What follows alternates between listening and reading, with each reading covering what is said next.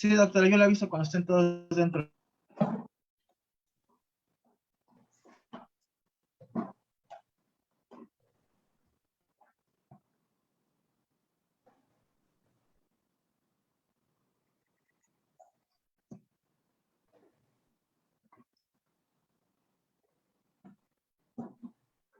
Listo, ya estoy.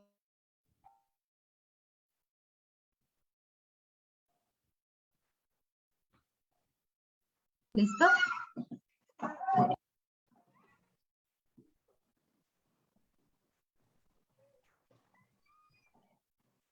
Sí, adelante, doctora. ¿Ya? ¿Comenzamos? Ok. Muy buenas noches a todos.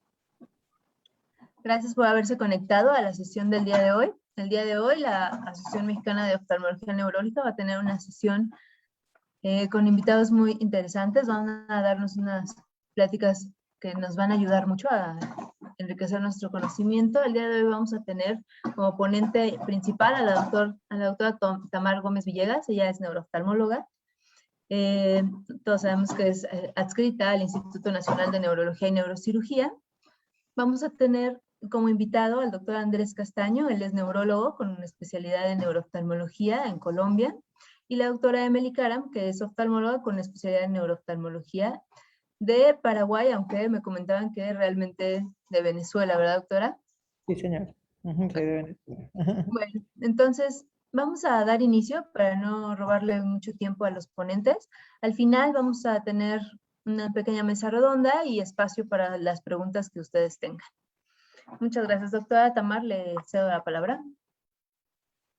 Sí, buenas noches a todos. En primer lugar, agradezco a la doctora Jessica Valencia la invitación para estar con ustedes el día de hoy, pero al mismo tiempo a la doctora Irma Zamudio, presidenta de la Sociedad Mexicana de Oftalmología, por tener esta excelente idea que pues ha permitido que se actualice el oftalmólogo en todas las áreas, en retina, primero, después en oculoplástica, etcétera, en visión baja, y actualmente nos toca en neurooftalmología. Y bueno, si bien este curso fue diseñado para los residentes, pues hay muchos colegas que están entrando a las pláticas, y creo que el área de la neurooftalmología es un área lábil para el oftalmólogo, es en lo que menos se prepara a lo largo de su formación académica. Y hoy vamos a ver dos temas que son la neuritis óptica y la neuropatía óptica isquémica. Y la neuritis óptica con sus nuevas acepciones y variantes, que es la neuromielitis óptica y antimog. Entonces vamos a empezar con la presentación del doctor Andrés Castaño. Él va a hablar de neuropatía óptica isquémica.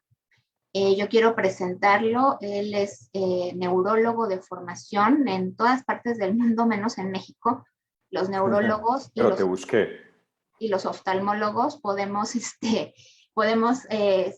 llegar a ser neurooftalmólogos, pero él originalmente yo lo conocí hace muchos años cuando él quería venir a formarse como neurooftalmólogo en México, pero en México todos los neurooftalmólogos somos oftalmólogos de formación. Pasó el tiempo y actualmente él es un excelente profesional que está en Medellín, su tierra natal, pero se formó como neurooftalmólogo en Chile. También es profesor de un excelente curso que hay de la Universidad de Valladolid en España, y bueno, es un neurooftalmólogo ya muy bien posicionado en su país, en Latinoamérica, y por lo tanto pues nos va a compartir su experiencia en neuropatía óptica isquémica. Posteriormente les hablaré yo de neuritis óptica. Y finalmente la doctora Emily Karam, que es de origen venezolano, en donde estudió medicina y neurooftalmología, pero actualmente está en Paraguay y bueno, se formó como neurooftalmóloga también, no solo en Venezuela, sino también en Estados Unidos, en Boston, y después hizo algunas otras estadías. Actualmente es editora para la parte de Centro y Sudamérica del Journal de Neurooftalmo, y es un honor para mí tener a ambos en esta sesión. Entonces, sin más preámbulo, vamos a empezar con la presentación del doctor Castaño. Voy a dejar de compartir pantalla para que él pueda poner su presentación. Adelante, doctor. Muchas gracias por aceptar la invitación. Muchas gracias, doctora Tamar, por la invitación. De verdad que es un gusto muy grande poder estar con ustedes. También gracias al Consejo Mexicano de Oftalmología por la invitación. Y bueno, y a todos los asistentes, porque viernes a esta hora, pues, de verdad que esperamos que todos disfrutemos todo este momento. Entonces, voy a compartir pantalla.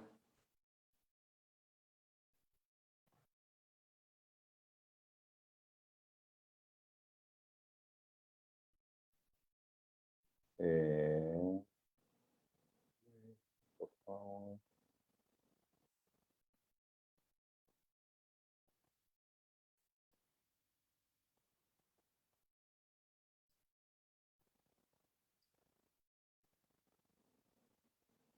Sí, comparte pantalla, no me parece que esté compartiendo.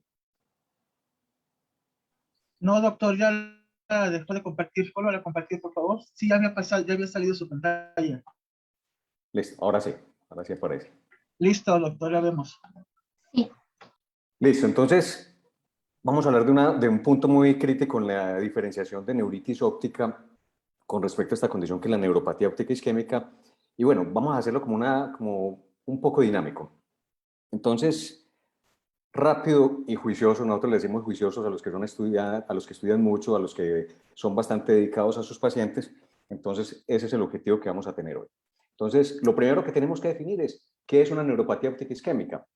Cuando hablamos de neuropatía óptica isquémica, tenemos que comprender que esto se refiere básicamente al compromiso isquémico, sea de la porción prelaminar, que ahí la vamos a denominar neuropatía óptica isquémica anterior, en la que vamos a ver el edema del disco óptico, y que en sus variantes la vamos a definir como no arterítica o como arterítica.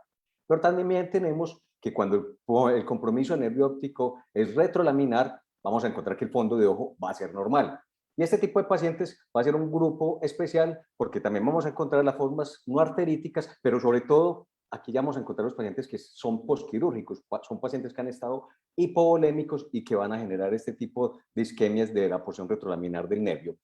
Y obviamente la arterítica, que siempre va a comprometer cualquiera de los segmentos del nervio óptico. Tenemos que tener como muy presente esta clasificación porque nos va a ayudar a poder tener una ruta de diagnóstico y tratamiento con los pacientes. Ahora bien, ¿por qué ustedes los oftalmólogos tienen que conocer de la neuropatía óptica isquémica? Uno, porque es que es la neuropatía óptica aguda más frecuente después de los 50 años.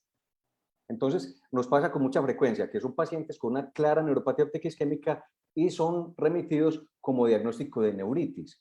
El diagnóstico de neuritis es un diagnóstico neurológico, mientras que el diagnóstico de la neuropatía óptica isquémica es un fenómeno vascular y local, y son pronósticos y estudios diferentes. Entonces, no solamente vamos a encontrar esto mayores de 50 años, también una cuarta parte de los pacientes van a ser un poco más jóvenes de esta edad, porque todos vemos que la curva de obesidad y factores de riesgo se va corriendo un poco más hacia la izquierda. Entonces, vamos a encontrar este tipo de pacientes en personas más jóvenes, obesos, hipertensos y diabéticos a edades más tempranas. Como les decía, el error diagnóstico de la neuritis es casi el 60%. De 10 pacientes con neuritis, aproximadamente 6 van a terminar en otro diagnóstico y de esos 6, uno o menos van a tener una neuropatía óptica isquémica. Entonces, es muy importante que ustedes logren determinar con el examen físico, con los exámenes, de qué tiene el paciente. Otro punto importante que es fundamental, diría que el más grave, es las formas arteríticas. Las formas arteríticas van a tener el riesgo de infarto cerebral, infarto de miocardio, aneurisma de aorta, y finalmente son pacientes que van a tener peor pronóstico visual. En los pacientes que tienen formas leves de la neuropatía óptica isquémica, muchas veces cuando vemos una fase tardía de la enfermedad, se confunden con glaucoma. De hecho, ese artículo que está ahí, que es bastante importante que lo lean, nos dice más o menos el 4% de los pacientes que han tenido algún tipo de patología neurooftalmológica en algún momento han sido tratados como glaucoma y han sido finalmente neuropatías óptico-isquémicas. Lo otro es que otro punto importante para ustedes como oftalmólogos es si un paciente ha tenido una neuropatía óptica isquémica y le van a operar su ojo único de la FACO que tiene en el ojo sano, ¿cuál es el riesgo? Entonces, todo este tipo de cosas ustedes necesitan conocerla para poder digamos, ayudarle a los pacientes. Entonces, tengamos 4 escenarios posibles. Uno que va a ser el normal, va a ser el paciente típico. Otro va a ser el escenario que es peligroso. Otro que es un escenario que no es tan frecuente, que en este caso lo vamos a nominar básicamente a los jóvenes. Y los otros son los casos indeterminados que no tenemos muy claro cuál es el riesgo. Entonces, empecemos con un escenario típico, con el caso habitual de neuropatía óptica isquémica. Y es esto, es el paciente que consulta en primera instancia a oftalmología, porque usualmente es el primero que lo recibe, y el paciente se queja de esto, de una pérdida visual indolora al momento de despertar. Entonces, cuando un paciente le dice a uno esto, uno dice, algo ocurrió en la noche, algún fenómeno vascular, etcétera, que pueda afectar el nervio óptico. Este sería un caso típico, son pacientes usualmente mayores de 50 años, pero la curva está por encima de los 60, son usualmente pacientes con factores de riesgo hipertensos, obesos, la apnea del sueño es bastante prevalente en este tipo de pacientes, y vamos a tener pérdidas visuales que son variables. Usualmente las pérdidas visuales son alrededor de 20-60, pero un 30% van a tener peores visiones que 20-200. Vamos a encontrar claros signos de neuropatía óptica isquémica, y si miramos el fondo de ojo de este paciente, en teoría, encontraremos esto. Entonces, ¿ustedes qué piensan que cuál es el diagnóstico de este paciente? ¿Es una neuritis óptica? Obviamente no. O sea, no es la edad, no es la presentación, no tiene dolor. Y estamos viendo en el ojo derecho, quiero que miren muy bien esta imagen y quiero que miren también muy bien la del ojo izquierdo. En el ojo derecho tenemos un disco óptico que tiene edema en 360 grados, es hiperémico, que eso es otro punto que nos ayuda también al diagnóstico diferencial. Otra cosa que nos ayuda que además que vamos a tener la dilatación, la ingurgitación de vasos, pero las hemorragias. Las hemorragias es un punto muy importante en el diagnóstico diferencial porque casi no las vamos a encontrar en los pacientes con neuritis. Siempre que tengamos este tipo de pacientes, miremos si el edema es sectorial o no. Muchas veces encontramos que el edema y las hemorragias están más en la parte superior o inferior y en la parte contralateral no hay tanto edema. Entonces este edema sectorial también es muy característico de las neuropatías óptico-isquémicas. Pero aquí es muy importante que miren el otro ojo, el ojo contralateral. Siempre que tengan una neuropatía óptica isquémica, miren el otro ojo. Y si encontramos un disco óptico como este, sabemos que es claramente un disco óptico en riesgo. Es un full disc, es un disco que no tiene excavación y que sabemos que en presencia de factores de riesgo cardiovasculares como este paciente va a tener un altísimo riesgo de neuropatía óptica isquémica. Hay un error muy grande y es que muchos de los pacientes que tienen neuropatía óptica isquémica tienden a confundirlos como si fuera un equivalente de enfermedad cerebrovascular. Stroke, ictus, no sé cómo le dirán en México, aquí les decimos infarto cerebral, ataque cerebrovascular, y son situaciones completamente diferentes. A pesar de que la neuropatía es vascular, de hecho es una isquemia de la cabeza del nervio óptico, no es un mini infarto cerebral, no es el equivalente, a diferencia de la oclusión de la arteria central de la retina, que sí se estudia y el enfoque diagnóstico es como un infarto cerebral. Entonces, son cosas diferentes. Algo muy característico de esto, y aquí estamos hablando de microcirculación, estamos hablando de la cabeza del nervio óptico, vamos a ver que ocurre algo bastante bonito en la cabeza del nervio óptico. Ustedes ven que el anillo de Singer-Haller, que digamos que abraza la cabeza del nervio óptico de forma centrípeta, es en dos mitades. Hay esto es de las ramas ciliares posteriores cortas, va a haber una rama medial y una rama lateral que tienen esta disposición. Usualmente hay una isquemia de alguna de estas ramas, lo que va a generar la isquemia sectorial y el defecto altitudinal. Es muy interesante, hay muy pocos estudios histopatológicos de neuropatía óptica isquémica. Este que les muestro acá es bastante importante porque dicen, vea, es que aquí no hay trombosis, aquí no hay coágulos, aquí lo que hay es lipohialinosis. Entonces, este tipo de situaciones hacen que lo que ocurre en la cabeza del nervio óptico sea interpretado como un fenómeno microvascular, como un fenómeno hemodinámico, más que obstructivo o trombótico, como mucha gente considera.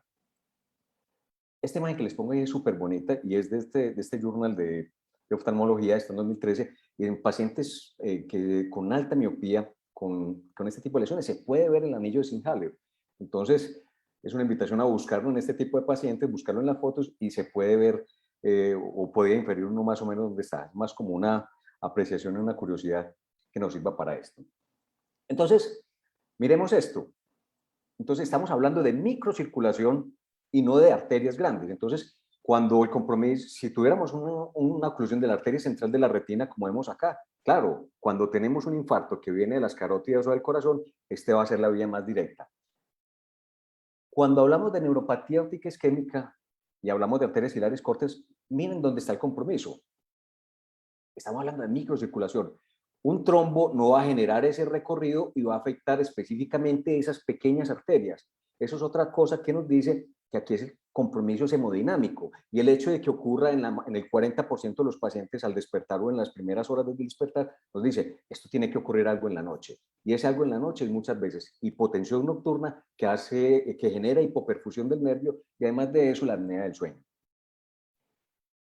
Hay una serie de factores de riesgo, ya sabemos que no es trombótico, que no hay un coágulo acá, pero hay una serie de factores de riesgo que nos dicen, este paciente puede generar un evento isquémico de la cabeza al nervio óptico. Y uno es la relación copa-disco, que usualmente en este tipo de pacientes va a ser una relación de menos de 0,2, una relación de menos del 20%, que es lo que vamos a denominar como un disco en riesgo. ¿Esto qué quiere decir? Que congénitamente tenemos un canal escleral muy estrecho, que ya es genético y que posiblemente esté muy similar en los dos ojos, y que en ese canal estrecho tengamos que acomodar 1.200.000 axones, que además de eso la glía, todo el paquete vascular que hay alrededor de todo esto, todo tiene que pasar por ese pequeño espacio. Y si además de eso hay otra situación que esté generando más compromiso, esté estrechando más este lugar, como ocurre con el drusen, estaremos generando unos nervios con una muy baja reserva hemodinámica. Si tenemos en cuenta esta estrechez que hay aquí en la cabeza del nervio óptico y tenemos condiciones como hipertensión ocular que nos disminuyan la perfusión de la cabeza del nervio óptico, o si el compromiso retrolaminar es que haya mucha hipotensión y que no alcancemos a perfundir la cabeza del nervio óptico, cualquiera de estas condiciones nos va a generar isquemia. Si tenemos en cuenta esto, vamos a entender un poco por qué a los pacientes les da este tipo de fenómenos isquémicos precisamente en este lugar. Muchos otros estudios dicen que no es el disco óptico en riesgo, es que la lámina cribosa está orientada más anteriormente a donde habitualmente se encuentra. Bueno, realmente todavía no hay una etiología definida para esto, pero estas hipótesis son bastante importantes. Entonces, aquí lo más importante es que estamos comprometiendo la perfusión del nervio. Una vez se genera la isquemia, en este espacio tan reducido vamos a generar un síndrome compartimental. Y esto nos ayuda a entender otra cosa. Usualmente nos dicen, la pérdida visual en este tipo de neuropatías es aguda y no progresa. Pues resulta que sí progresa, puede progresar hasta en el 30-40% de los casos, no suele ser más de una semana, pero esta progresión es porque hay edema, ese edema en ese espacio pequeño genera más isquemia y esa isquemia genera más edema y generalmente este síndrome compartimental va finalmente a generar isquemia y va a generar más daño del nervio. Lo otro es que los pacientes que tienen edemas muy altos van a generar también edema subfoveal en la mácula que también van a comprometer la visión central. Entonces, esto usualmente va a ocurrir principalmente en la primera semana, pero se puede extender hasta la segunda, pero no más de este lugar. Entonces, si tenemos en cuenta todo esto, verifiquen en los pacientes, pídanle polisomnograma. Uno ve a veces por qué los oftalmólogos delegan la decisión del polisomnograma o del monitoreo de presión al internista o a otros. Yo creo que podemos adelantar un poco el trabajo a los demás colegas mientras llegan a la consulta con el internista y pidan el polisomnograma, pidan el monitoreo de presión, porque nos va a ayudar mucho a este tipo de situaciones. La hipotensión nocturna, usualmente cuando es la presión arterial diastólica menor de 60, tiene muchísimo riesgo. ¿Qué pasa con estos pacientes? Que estos pacientes se toman el antihipertensivo al momento de acostarse. Y si a ese antihipertensivo que se toman al momento de acostarse se suma la hipotensión fisiológica diurna, que es entre el 10 y el 20%, vamos a generar una hipotensión sostenida que va a comprometer la perfusión de la cabeza del nervio. Y estos pacientes usualmente no van a tener muy buena autorregulación por la edad, por sus enfermedades, etc. Aquí hay algo que la doctora Emily nos enseñó alguna vez que hacíamos con los pacientes que tomaban inhibidores de fosfodiesterasa, porque al principio, en la década pasada, había una tendencia a decir, vea, los pacientes que usan sildenafil tienen altísimo riesgo de generar neuropatía óptica isquémica. Entonces, los pacientes no van a dejar de utilizarlo, para nada, ¿no? Prefieren dejar al médico que el Viagra. Entonces, ¿qué recomendación les podemos dar? La doctora Emily nos decía, enséñenle a sus pacientes que hagan sus cosas en la mañana. Claro, maravilloso. Si se toman el antihipertensivo, el inhibidor de fosfodiesterasa en la mañana, vamos a evitar el fenómeno de hipotensión nocturna, el efecto que se suma a los antihipertensivos y el paciente va a poder tener su vida normal. Antes en el inserto de la caja decía que era contraindicación, ahorita dicen que es una contraindicación relativa. De hecho, son muy pocos casos, son alrededor de 100 casos hasta el 2019 y más de 65 millones de prescripciones, entonces es muy poco probable.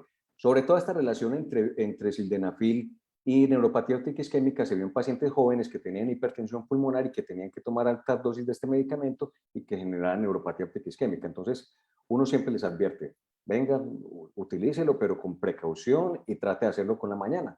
Los pacientes me dicen, doctor, con los pajaritos, con el que quiera, pero háganlo en la mañana mejor que en otras ocasiones. Entonces, ¿cómo vamos a diferenciar la neuropatía óptica isquémica de neuritis? Vean, cuando el paciente tiene mucha edad no hay mucho problema en la diferencia, pero cuando estamos en esas edades limítrofes entre 48, 49, 50, que aquí se nos juntan como las edades de la neuritis y la neuropatía óptica isquémica, tenemos que considerar varias cosas. Uno, la neuropatía óptica isquémica va a ser mayores de 50, las neuritis usualmente, de las neuritis típicas, vamos a encontrar que el pico es alrededor de los 29 años. El dolor va a ser muy raro, va a ser el 10% de nuestros pacientes con isquemia, mientras que con neuritis es casi que lo característico. El campo visual en neuropatía óptica isquémica es usualmente altitudinal, típicamente inferior y típicamente más un defecto nasal que completo, pero podemos encontrarlo también completo, que sería maravilloso, mientras que en las neuritis el defecto de campo visual va a ser central. El disco óptico, como les decía ahorita, va a tener edema segmentario. En neuritis usualmente no vamos a encontrar edema. Es raro encontrarlo y si lo encontramos es leve y solamente va a ocurrir en el 30% de los casos. No vamos a encontrar tanta progresión como en la neuritis. Y la hemorragia. Me encanta este dato de la hemorragia porque es muy raro que una neuritis típica tenga hemorragia. Entonces, la hemorragia nos va a ayudar mucho en esto, usualmente son las hemorragias en astillas que veíamos en este paciente. La angiografía también puede ser de utilidad, sobre todo en una situación. Tendríamos que decirle al técnico que toma la angio que no haga las imágenes periféricas, sino que se centre en el nervio óptico y que nos diga que en todas esas secuencias que se hacen sobre el nervio, si hay retardo en el llenado. En la neuritis no debe haber ninguna alteración en esto. Y otra cosa que me gusta muchísimo, porque tenemos pacientes difíciles y que no sabemos si es una neuritis rara o una neuropatía óptica isquémica típica, la resonancia. Pidan la resonancia de órbitas, ojalá de 3 teslas, contrastada. Díganle al radiólogo que por favor le tome secuencias de difusión y aquí vamos a ver si hay isquemia, va a haber restricción en la difusión y si va a haber neuritis, va a haber realce. Entonces, este tipo de herramientas son supremamente útiles. El tratamiento realmente, el estudio del doctor Jaire, que digamos es el más típico, es el que más pacientes tiene, nos dice que los esteroides pudieran servir.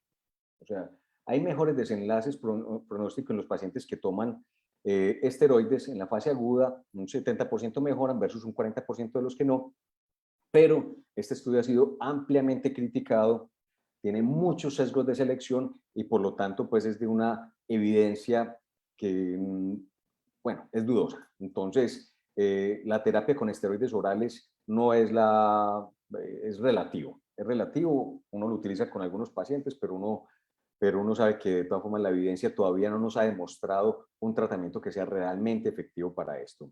Si vemos todos estos trials que hay en curso, de estos 43, literalmente no hay ninguno todavía que genere un resultado que nos permita ayudar a los pacientes con neuropatía óptica isquémica. Hay uno en curso que es con un inhibidor de caspasa 2 que está ya terminó su segunda fase, vamos a ver en qué sigue y podría ser una solución para el futuro. Rápidamente, miremos un segundo escenario. Esta fue la forma típica, la forma que usualmente vamos a ver.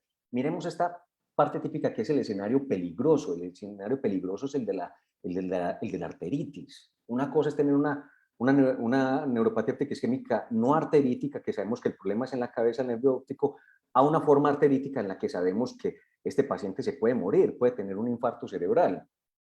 Este es un paciente real, este es un paciente que consultó por una pérdida visual, pero curiosamente tenía mucho dolor, tenía muchas cefaleas de algunas semanas antes. De hecho, había tenido una isquemia cerebral transitoria unos días antes, unas semanas antes. Y además de eso, un episodio de diplopia que también le duró 10 minutos. Entonces tenía todo lo que tienen los pacientes con neuropatía óptica isquémica. Cuando lo vimos, ya les voy a mostrar el fondo de ojo. Aquí es para contarles que 1 de cada 10 pacientes con neuropatía óptica isquémica va a ser una forma arterítica para que lo tengamos en cuenta. Este es el fondo de ojo del paciente. Si vemos el ojo derecho, realmente no se diferencia mucho de un paciente con una forma no arterítica. Tiene las hemorragias, tiene el edema, de hecho se ve un poquito hiperémico, pero miren el ojo izquierdo. Aquí no hay un disco en riesgo y eso ya lo hace uno como dudar un poco de la situación.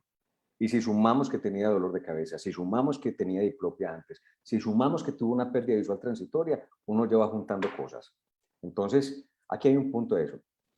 Cuando vemos una neuropatía óptica isquémica y vemos este edema pálido, este edema blanco, milky, como dicen en la literatura, esto es muy sugestivo. Lastimosamente no es un hallazgo muy frecuente y ocurre entre el 30 y 40% de los casos, pero si lo vemos nos va a ayudar.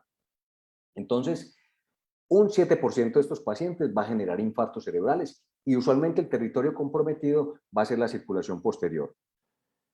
Podemos tener enfermedad coronaria, podemos tener aneurismas de aorta. Son pacientes que necesitan tratamientos urgentes con esteroides. El tratamiento de elección es metilprednisolona. De hecho, en algunas instituciones, usted tiene el paciente con la sospecha de arteritis de célula temporal y la primera dosis de esteroides es a la salida del consultorio.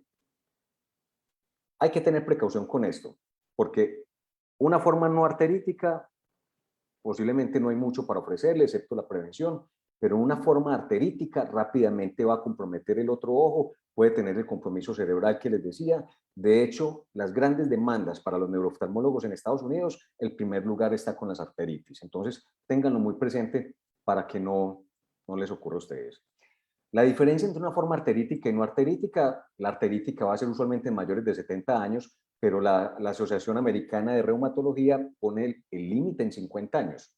Entonces, no es tan frecuente en esa edad, usualmente a los 70, pero el punto de corte es 50. La neuropatía óptica isquémica les decía que también por encima de 50, pero su punto intermedio va a ser entre 60 y 70. El género yo creo que no nos ayuda mucho en realidad, pero las arteríticas va a ser más frecuente en mujeres. Los síntomas sistémicos los vamos a encontrar en el 75% de esos síntomas sistémicos son claudicación mandibular, vamos a tener también síntomas de polimialgia, rigidez matinal. Siempre pregunten por la claudicación mandibular, si al masticar tienen que parar, si les duele, fiebre, pérdida de peso, pero vamos a tener un 25% de los pacientes que no va a tener nada de esto, va a ser una forma silente. El dolor va a ser bastante frecuente, el edema pálido nos ayuda, lastimosamente no se encuentra en todos los pacientes. Podemos encontrar excavaciones normales, pero el compromiso del segundo ojo, en este sí es el 75% en días o semanas, mientras que en neuropatía óptica isquémica no arterítica va a ser entre un 15 y 20% a 5 años. Aquí necesitamos obviamente la segmentación, la PCR y la ferritina para hacer este tipo de diagnósticos. Los esteroides van a mejorar dramáticamente las formas arteríticas, sobre todo del dolor. Una vez está instaurado el daño es muy difícil regresar de ese punto, pero en la neuropatía óptica isquémica la mejoría con esteroides es poco. Estas son las recomendaciones del EULAR que se actualizaron en enero del año pasado y la recomendación es esa. Si usted tiene un compromiso vascular del sistema nervioso central, como les decía, un infarto cerebral, una isquemia cerebral transitoria o en este caso una neuropatía óptica isquémica arterítica, la idea es poder utilizar metilprednisolona y después seguiría con prednisona, pero creería que ya esa parte se ha resuelto después de la hospitalización. Entonces siempre sospechemos formas arteríticas en los pacientes que tienen una pérdida visual transitoria o diplopia previa al evento. O sea, siempre que tengan una neuropatía óptica isquémica, pregunten por dolor de cabeza. Siempre pregunten si ha tenido alguna de estas cosas antes. Miren que el 10% lo tienen y eso les ayuda a ustedes a hacer el diagnóstico. El ojo contralateral con excavación normal también puede ser sugestivo. el edema pálido de la claudicación mandibular y los síntomas sistémicos. Aquí va el tercer escenario, que es el escenario raro, que es el de los jóvenes, que no es tan frecuente, pero que sabemos que es el 23% de los casos, y aquí sí el invitado es La Roca. Todo esto de Rápido y Furioso y todo esto es precisamente por este caso, porque aquí sí, La Roca, como les decía, va a ser su función. Este sería un caso típico, un paciente joven, es básicamente 45 años, hipertenso, fumador, y con una pérdida visual de 20/150 con un fondo de ojo así. Esto sería maravilloso, esto sería fácil. Tendrían el diagnóstico ahí mismo. Tienen un disco óptico con un aspecto de fondo de ojo que pudiera sugerir una neuropatía óptica isquémica, así tenga 45 años, y en el otro un drusen extruido. Sería muy fácil, pero la vida no es fácil y los pacientes tampoco nos la ponen fácil y rara vez vamos a encontrar los casos así como este. Miremos estos estudios, que uno es de junio de este año de Neuro-Ophthalmology y otro del año pasado, que nos dicen, vea, ¿qué tan frecuente es en los pacientes jóvenes que tienen neuropatía óptica isquémica el drusen? La prevalencia es del 56%, mientras que el drusen en la población general es entre 1.5 y 2%. Miren la cantidad de drusen que vamos a encontrar en los pacientes jóvenes y que además de eso, en más de la mitad de los casos van a ser drusen ocultos, o sea que son drusen que vamos a tener que buscar con el OCT y con la ecografía. Me llama mucho la atención de este estudio que ellos encontraron en su promedio de edad, 38 más o menos 10 años. O sea, el más joven tenía 28 años. Es una época completamente rara para nosotros pensar en este tipo de condiciones. Usualmente la espera en personas entre los 40, 45, de pronto, más frecuentemente entre 45 y 50, que como les decía, la curva de factores de riesgo vasculares se ha corrido un poco más hacia la izquierda. Y en este estudio de abajo, que dicen, es muy bonito porque nos dice, vea, es que solo la presencia del drusen sin factores de riesgo cardiovasculares es un factor de riesgo independiente. Entonces, solamente tener el drusen va a ser un riesgo para que el paciente tenga una condición de estas. Entonces, en jóvenes siempre pensemos en drusen. Si no encontramos el drusen, si es un cuadro completamente atípico, siempre pensemos en autoinmunidad, pensemos también en causas de hipercoagulabilidad o trombofilia. El cuarto escenario, que les decía que es como un escenario como medio indeterminado, que no sabemos, poco conocido, oculto. Miren esto, segundo día posfaco, y se encuentran esto. Doctor, no veo, me operó la catarata y no veo. Y ustedes se encuentran con esta sorpresa. Aquí, pues yo soy neurólogo y no opero, pero si operara estaría en estas mismas condiciones, estaría bastante asustado. Si esto pasa, obviamente puede ocurrir en pacientes. ¿Quiénes operan? Pues que operamos. Operan ustedes de cataratas. Son pacientes usualmente ya de más edad, con factores de riesgo vasculares, que efectivamente puede pasar cualquier cosa de estas. Tienen todos los factores de riesgo para neuropatía óptica isquémica.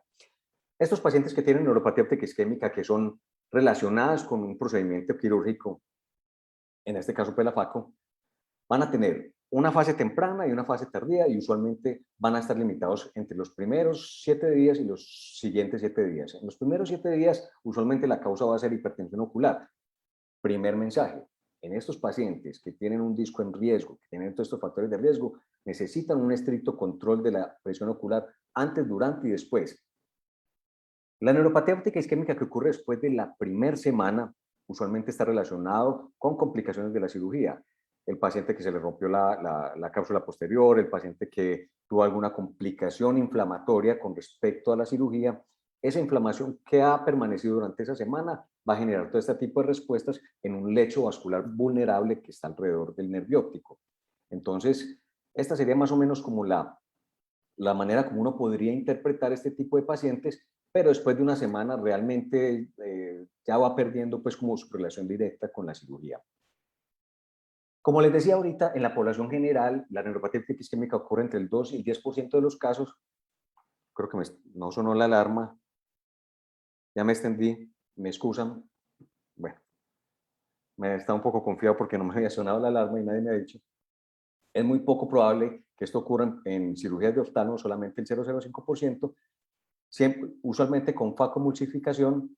Y si tenemos que operarle el ojo contralateral a este paciente y este ojo está así, digamos que es de alto riesgo y el riesgo es hasta un 50%. Entonces, Este riesgo del 50% tenemos que tenerla en cuenta para tener un paciente muy bien programado. Otra situación relacionada con cirugías, aquí no oculares, sino cardiovasculares, son los pacientes que después de un bypass, después de una cirugía espinal, van a perder visión. Si tenemos un fondo de hoja normal, consideramos que esto es una neuropatía óptica isquémica. Recordemos que estos pacientes están muy hipotensos en la cirugía, están con uso de vasoconstrictores, están en circulación extracorpórea y si tienen un disco en riesgo pueden tener este tipo de situaciones. En el fondo de ojo normal tenemos que pensar si la neuropatía óptico isquémica es posterior, van a encontrar claros signos de disfunción de nervio óptico y si ambos ojos son normales, si las respuestas pupilares son normales, si no otra cosa, tenemos que pensar que la pérdida visual no sea por una isquemia occipital. Las ideas para llevar a casa es que son estas, no me voy a detener acá, me excedí en el tiempo, me disculpan, pero me confío en que no sonó la alarma. La idea es que el oftalmólogo en general, bueno, mentira, sí me voy a detener en las ideas porque esta parte es importante. Recordemos que la neuropatía óptica isquémica es la causa más frecuente después de los 50 años. Los factores de riesgo son los que ya les decía, hipertensión, hipotensión nocturna, apnea del sueño, diabetes. Siempre tenemos que descartar las formas arteríticas, los esteroides es controvertido, puede ofrecérsele al paciente si sopesando el riesgo-beneficio y siempre tenemos que pensar en prevenir la neuropatía óptica isquémica contralateral. Siempre en oftalmología vemos que toda la atención se desvía a glaucoma, ojo seco, etcétera. Neurooftalmo, digamos que somos los patitos feos de estas especialidades, tanto de oftalmología como de neurología, pero necesitamos aprender de esto. Neurooftalmo no es una ciencia oculta, la idea es que ustedes les tomen bastante amor y cariño a esta especialidad, uno no escoge los pacientes, ojalá pues lo que hablamos en este tiempo que me excedí les sirva. Gracias. Gracias, doctor Castaño. Vamos a continuar para pues intentar salvar un poco de tiempo con neuritis óptica. Bueno, yo voy a hablar de neuritis óptica brevemente, solamente para puntualizar algunos puntos. Realmente quiero dejar más tiempo a la plática de la doctora Karam, que son las actualidades que hay en este momento. Entonces, bueno, hablaré de neuritis óptica y al final haremos una mesa redonda en donde todos vamos a participar. Para la gente que está levantando la mano, reserve sus preguntas y por favor escríbalas en el chat. Vayan escribiendo todas sus preguntas o comentarios en el chat, por favor. Bueno, entonces en esta breve presentación hablaremos de la definición de neuritis óptica, las características clínicas, la etiología, un poco del diagnóstico y del tratamiento. La neuritis óptica es un síndrome, es un conjunto de signos y síntomas que obedecen a diferentes causas. Y si bien es cierto que la neuritis óptica retrovulvar es más frecuente, también tenemos otras formas de neuritis óptica, que son la papilitis, la perineuritis óptica y también la neuroretinitis. Generalmente vemos pacientes con neuritis óptica subaguda, en donde el déficit visual se establece a lo largo de un promedio de 3 a 7 días, pero tenemos otros casos de neuritis óptica mucho más aguda, otra que puede ser incluso asintomática, pacientes con esclerosis múltiple. Todos hemos valorado pacientes que parecen nunca tuvieron un cuadro claro de neuritis óptica, sin embargo sus estudios muestran alteraciones, descromatopsia, palidez del nervio óptico, pérdida de fibras nerviosas, efectos campimétricos, etc.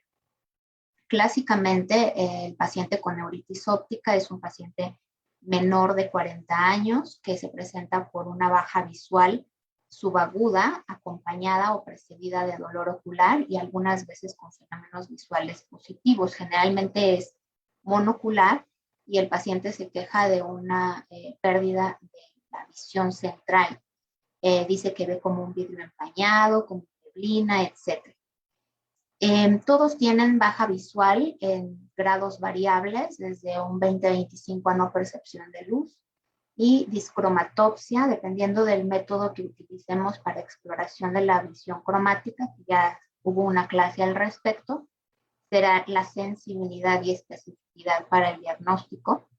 Y el defecto campimétrico que muestran los pacientes con neuropatía óptica o con neuritis óptica específicamente puede ser prácticamente cualquiera, aunque clásicamente estudiamos que el defecto centrocecal es lo característico. El estudio multicéntrico de neuritis óptica mostró defectos difusos del campo visual hasta en un 48%.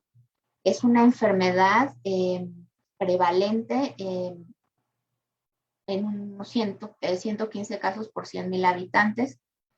Casi todos los pacientes con neuritis óptica son menores de 35 años, mujeres caucásicas, y tenemos dos grandes grupos, la neuritis óptica llamada típica y la neuritis óptica atípica. La neuritis óptica típica es un proceso inflamatorio de cualquiera de las porciones del nervio óptico, aunque la gran mayoría de las veces, el 65% de los casos son retrovulvares, lo que es lo mismo 2/3, con baja visual subaguda, con discromatopsia. Como son monoculares, muestran defecto pupilar aferente. Algo muy característico es que con, sin y a pesar del tratamiento, estas neuritis ópticas van a mejorar en agudeza visual a una visión mejor de 20/40 en más del 90% de los casos. Sin embargo, con mucha frecuencia, especialmente en los hospitales de concentración como en el Instituto Nacional de Neurología, recibimos pacientes con neuritis óptica atípica, en donde vemos pacientes que no se recuperan después de estas 8 semanas, vemos pacientes en un grupo etario diferente, pacientes sin dolor ocular, pacientes con procesos inflamatorios de otras estructuras del globo ocular y que se hacen dependientes de esteroides, es decir, que al bajar la dosis de esteroide el paciente tiene nuevamente inflamación. Es muy importante en los pacientes con neuritis óptica solicitar resonancia magnética de encéfalo y de órbitas con supresión grasa y con gadolinio. ¿Para qué o por qué? Pues porque hay que descartar otras probables etiologías. Hay que buscar si el paciente tiene lesiones desmielinizantes o no. Y actualmente ya veremos en la clase de la doctora Karam qué parte de realza del nervio óptico, qué tanto, todo eso es muy importante. El riesgo para desarrollo de esclerosis múltiple en los primeros 5 años puede ser hasta de un 50% cuando hay una resonancia anormal. Ahora, en cuanto al tratamiento, es más que sabido en todos los estudios que los esteroides por vía intravenosa son el tratamiento de elección de la neuritis óptica, en una dosis de 1 gramo por día por 5 días. Cuando se da esteroide oral, se aumenta la tasa de recurrencia. Sin embargo, la función visual a largo plazo es igual con o sin tratamiento. Los esteroides lo que hacen es acelerar la recuperación visual. En cuanto a las neuritis ópticas atípicas, el paciente requiere un protocolo de estudio mucho más amplio, no solamente de resonancia magnética, hay que buscar etiologías inmunológicas o infecciosas. En 2008 se publicaron los resultados a 15 años del seguimiento de pacientes de este estudio multicéntrico de neuritis óptica y los resultados fueron mucho más contundentes. Si el paciente mostraba una resonancia magnética anormal o con lesiones desmielinizantes al inicio, el riesgo de desarrollar esclerosis múltiple era hasta de un 72%. Ahora, ya hay pacientes que nos llegan diagnosticados con esclerosis múltiple y que en algún momento de su enfermedad van a presentar neuritis óptica. Clásicamente, estas son mujeres que tienen una baja visual moderada, que muestran buena recuperación visual. El 70% de estos casos son neuritis retrovulvar y muestran obviamente las lesiones encefálicas clásicas de una lesión desmielinizante. Actualmente que estamos viendo mucho paciente con COVID o vacunado de COVID, seguramente han visto ustedes pacientes con neuritis óptica asociada a vacunación, no solamente vacuna COVID, sino cualquier otra de estas vacunaciones. El proceso se puede presentar inmediatamente después o en las primeras semanas después de la vacunación. En cuanto a neuritis óptica infecciosa en México, especialmente hay que tener especial atención porque tenemos muchos pacientes con patología infecciosa. Todos estos gérmenes pueden afectar directamente al nervio y yo les diría que pongan atención especialmente a sífilis, tuberculosis, herpes, etc. La neuritis óptica por sífilis característicamente afecta a pacientes con VIH, puede ser papilitis, neuroretinitis más frecuentemente, pero también hemos visto neuritis retrobulbar. En cuanto a la enfermedad de Lyme, que se considera no tan prevalente en México, también es importante tenerla en cuenta. Los pacientes, por ejemplo, que tienen neuroretinitis, puede ser que los veamos en un primer inicio y pensemos que es una papilitis.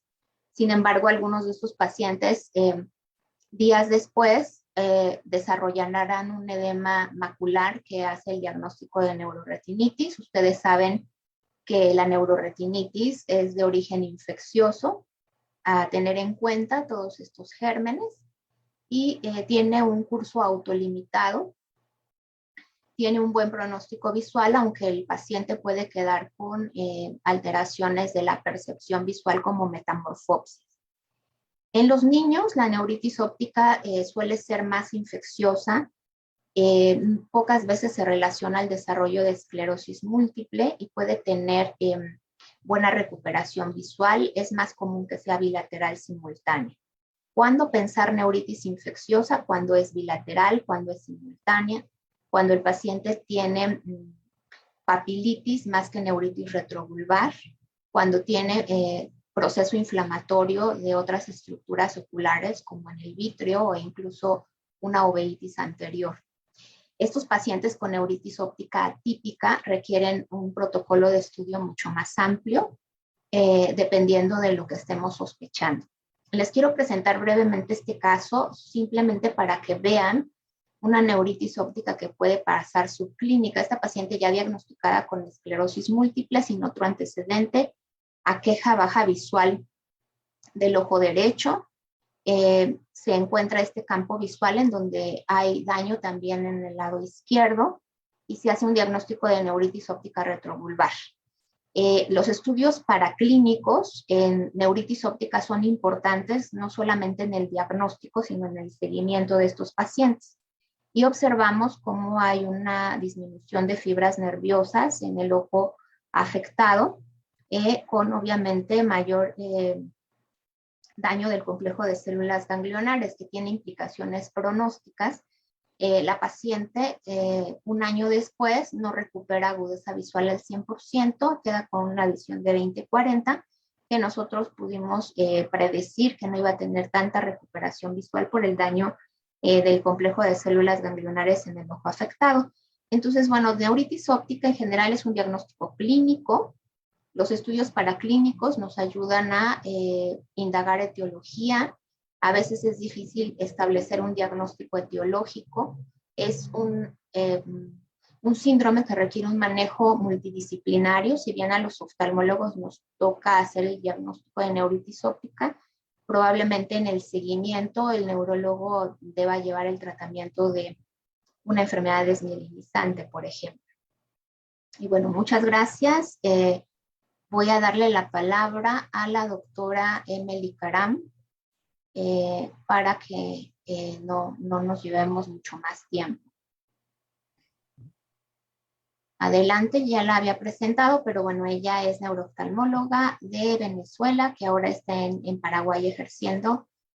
Y bueno, pues nos va a presentar el espectro de neuromielitis óptica. Adelante, doctora. Bueno, buenas noches.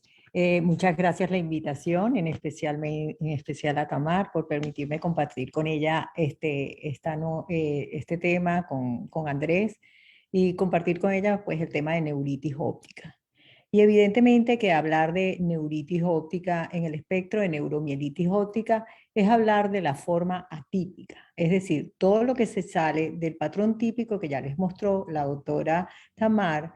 Es decir, es hablar de la forma atípica de neuritis, es decir, cuando puede ser bilateral, puede ser no dolorosa o que el dolor sea muy prolongado, que se manifieste más con la forma de la variedad anterior, que haya un gran compromiso visual y, como veremos posteriormente, cuando compromete una gran extensión del nervio óptico en la resonancia. Cuando hablamos de la forma típica, prácticamente nos referimos desde el punto de vista desmielinizante de la esclerosis múltiple.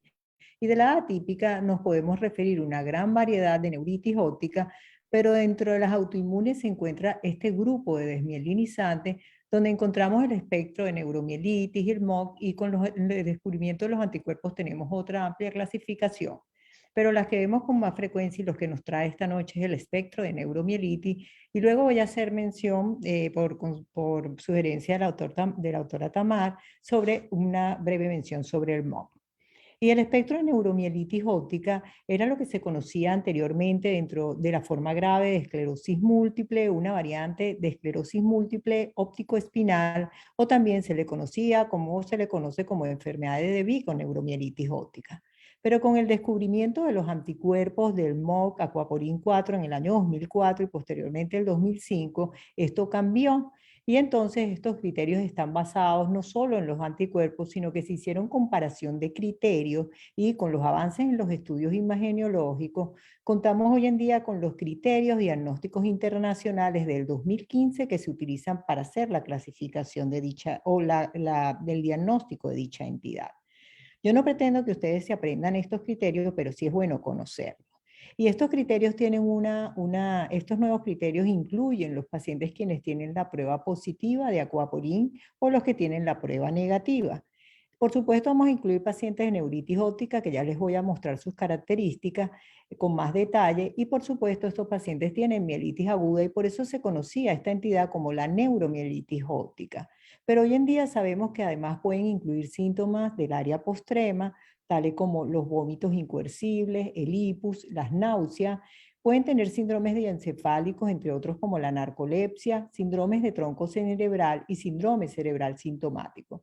Y es por eso que hoy en día la llamamos espectro de neuromielitis óptica, por el espectro de patología de entidades que puede cubrir. Y por supuesto, la resonancia magnética en la médula debe incluir más de 3 segmentos continuos. Veamos cuáles son las características de esta neuritis óptica. Las características de esta neuritis óptica es que la edad suele presentarse entre los 30 a 40 años de edad, pero un 16 a un 20% puede manifestarse entre los 16 o mayores de 65 años de edad. En cuanto al sexo, la predominancia en los que son Aquaporin positivos es en el sexo femenino con relación al masculino, y esa diferencia puede variar de acuerdo a la literatura. Pero en el Aquaporin negativo aún no se ha determinado cuál es la prevalencia en cuanto al sexo. ¿Y cuáles son las características clínicas de dicha neuritis?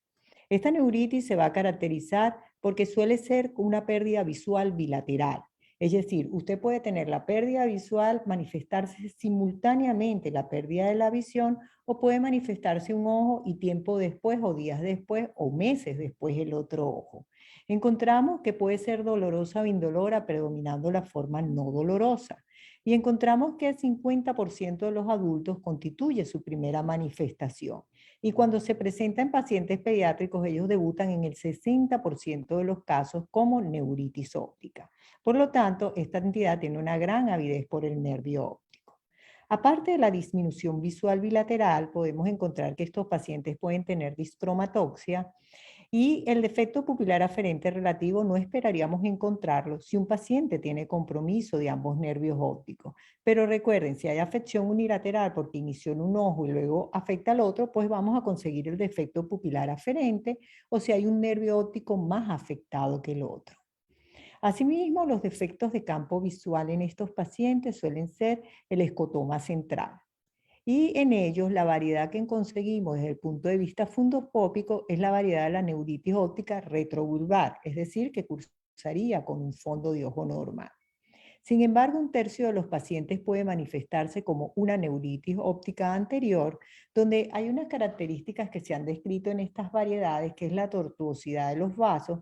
Algunos autores han descrito que puede haber unas constricciones focalizadas y la presencia de manchas algodonosas. Entonces, recordemos que la que predomina mayormente es la forma retrovulvar en el espectro de neuromielitis óptica. ¿Y cuál es la evolución de esta neuritis óptica? En algunos pacientes puede mejorar semanas, puede haber mejoría en meses. Algunos observan las mejorías primero en campo visual que agudeza visual y lamentablemente algunos de los pacientes no recuperan. Entonces, en conclusión de esta parte, la neuritis óptica se va a caracterizar por ser una pérdida visual bilateral indolora y el compromiso visual suele ser mayor que en la forma típica. Estos pacientes pueden estar precedidos por cuadros de mielitis aguda o puede seguir a la pérdida visual la mielitis aguda y encontramos que puede o no acompañarse de paraplegia, cuadriparesia y encontramos que en la resonancia magnética de la médula va a tener más de 3 segmentos continuos afectados. Y podemos encontrar signos de área postrema, como les dije, las náuseas, los vómitos o el hipos. Y el líquido cefalorraquídeo puede mostrar una pleocitosis leve. Entonces recuerde que una neuritis óptica con mielitis aguda y signos de área postrema nos debe hacer pensar en esta entidad. Estos pacientes, si tienen una prueba de acuaporin positivo, confirma el diagnóstico. Tienen muchas de ellas para hacerlo, pero la que se considera de mayor valor es el ensayo basado en células. Pero eso no le quita, por supuesto, valor a las anteriores.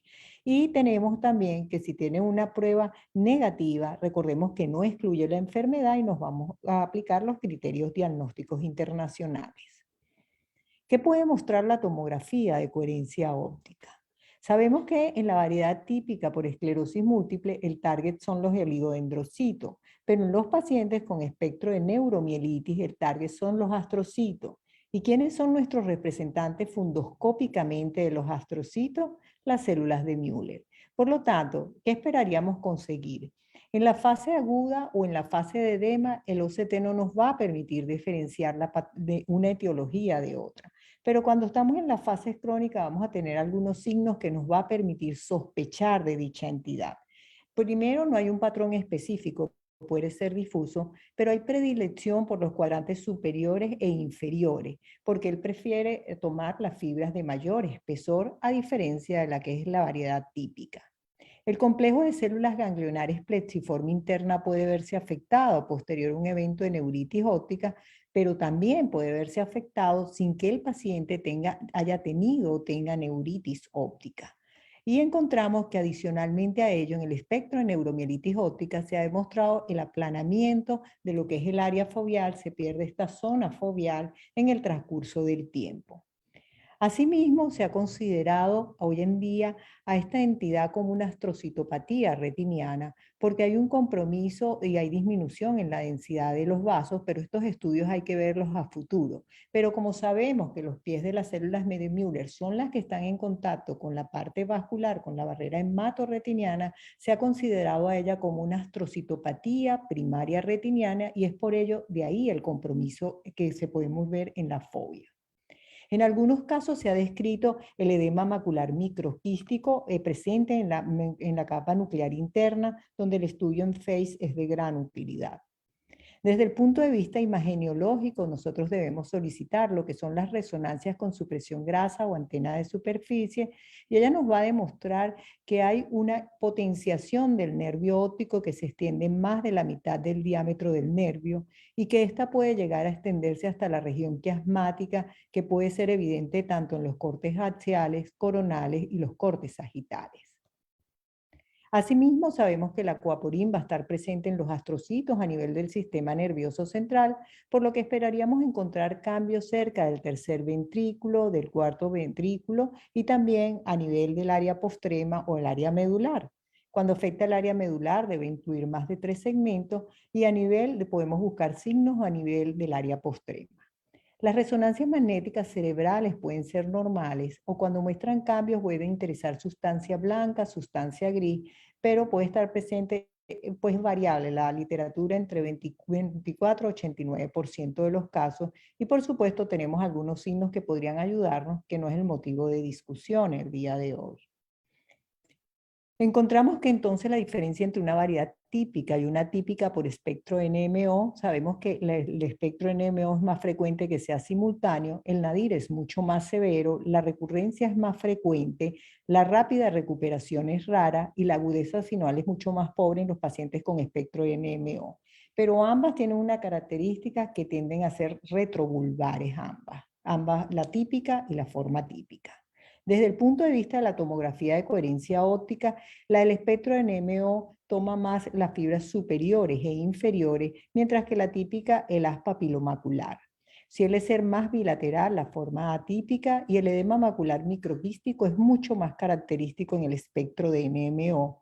Y la pérdida en la capa de fibras nerviosas promedios en la típica es mucho mayor de 31.1, refiriéndome con ello al espectro de neuromielitis, y el cambio subclínico entre eventos de neuritis óptica es menos frecuente en la típica, pero los cambios foliares son más frecuentes en el espectro de NMO. Esta parte la voy a obviar porque se las voy a mencionar al final y por cuestiones de tiempo, pero lo que es importante recordar que en la forma típica va en la extensión de la potenciación del nervio óptico por la placa desmielinizante va a ser menos de la mitad de la longitud del nervio, mientras que en la forma del espectro NMO se va a extender más de la mitad de la longitud del nervio y puede llegar a nivel del quiasma óptico. Les muestro el caso clínico de este paciente, un caso típico de un espectro de neuromielitis de 24 años de edad que inicia con una pérdida visual no dolorosa que comenzó en el ojo izquierdo y 15 días después en el ojo derecho. Encontramos que fíjense que tiene un patrón atípico, es decir, es no dolorosa, es bilateral y podemos ver la demostración que la agudeza visual estaba disminuida en ambos ojos con discromatopsia y no había defecto pupilar aferente porque ambos ojos estaban afectados. Evidentemente que hacer un campo visual en estos pacientes cuando hay mucho compromiso visual no es posible. Y esta es la foto que les mostré anteriormente. Y fíjense que este patrón del paciente que había iniciado la pérdida visual en el ojo izquierdo ya tenía un patrón de pérdida de fibra, si se quiere, quiasmático, porque recuerden que él tiene predilección hacia el área quiasmática. Y aquí se ve que hay ausencia de la excavación y tenía disminución de las fibras del haz papilomacular nasal y también un poco en el sector superior. Este fue el estudio inicial del OCT, donde se ve que en este estaba en la fase de edema y el otro mostraba disminución en las fibras en el sector superior e inferior con compromiso del cuerpo de células ganglionares, campa plexiforme interna. Y desde el punto de vista imageniológico, aunque la imagen no es la mejor, pudimos ver que había una potenciación del nervio óptico que incluso interesaba ambos nervios ópticos y llegaba hasta el quiasma. Este paciente tenía una prueba de aquaporin positivo. Y fíjense cómo evoluciona en el tiempo. Fíjense que en el mes el paciente todavía tenía edema en un ojo, la agudeza visual no tenía una buena recuperación, pasaba a niveles de 20-400, llegó hasta el nivel de 20-100 y tuvo incluso una recaída en el periodo de la suspensión cuando se redujo los esteroides.